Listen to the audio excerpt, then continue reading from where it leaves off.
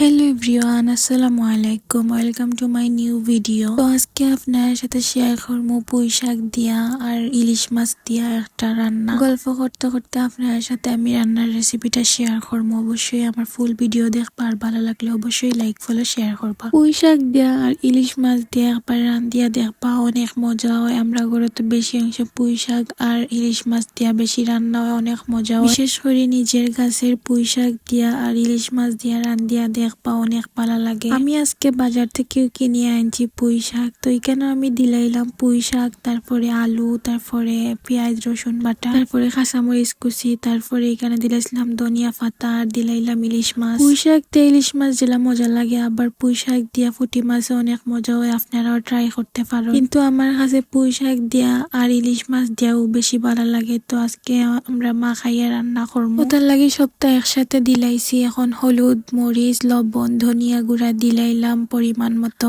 আর পুঁই শাক কার কার ভালো লাগে অবশ্যই কমেন্ট করিয়া জানাইবা, আর আমার রেসিপি যদি ভালো লাগে অবশ্যই একটা লাইক দিবা। আর যারা নতুন আমার পেজ অবশ্যই একটা করে ফলো দিয়া যাইবা। সুন্দর সুন্দর রেসিপি পাইতে হইলে কিন্তু অবশ্যই আমার পেজটারে ফলো করবা। এখানে আমি তেল দিয়া পরিমাণ মতো সবটারে একলগে ডাকিয়া দিলাইছি। 10 মিনিটের মতো আমি ডাকিয়া রান্না করছি। তারপরে দেখুন শাক থেকে কতটুক পানি বাড়াইছে। তারপরে এখানে আমি সবটারে বালা করে একটু মিক্স করবো, আর আস্তে ধীরে মিক্স করবা যাতে মাছ যাতে না ভাঙ্গে। কারণ এখানে ভাজা মাছ দিছি না, এখানে কাঁচা মাছ দেওয়া হয়েছে, ওটার লাগি আস্তে আস্তে লাড়বা যাতে মাছটা না ভাঙ্গে। সবটারে সুন্দর করে মিক্স করিয়া আবার ডাকিয়া দিলাম। দেখুন কি সুন্দর কালার হয়েছে। গরম ভাতের লগে তরকারিটাও তো ভালো লাগে, আপনারাও ট্রাই করিয়া দেখতে পারেন, অনেক মজা হয়। মজার জিনিস খাইতে হইলে কিন্তু একটু কষ্ট করা লাগে, কষ্ট করিয়া রান্ধিয়া খাইয়া দেখবা, অনেক ভালো লাগবো আপনারারও। আমার মতো একদিন রান্ধিয়া কমেন্ট করে কইবা কিলা লাগছিল। আমার তো অনেক ভালো লাগছে। তো আজকে এই পর্যন্ত, সবাই ভালো থাকবা। আসসালামু আলাইকুম।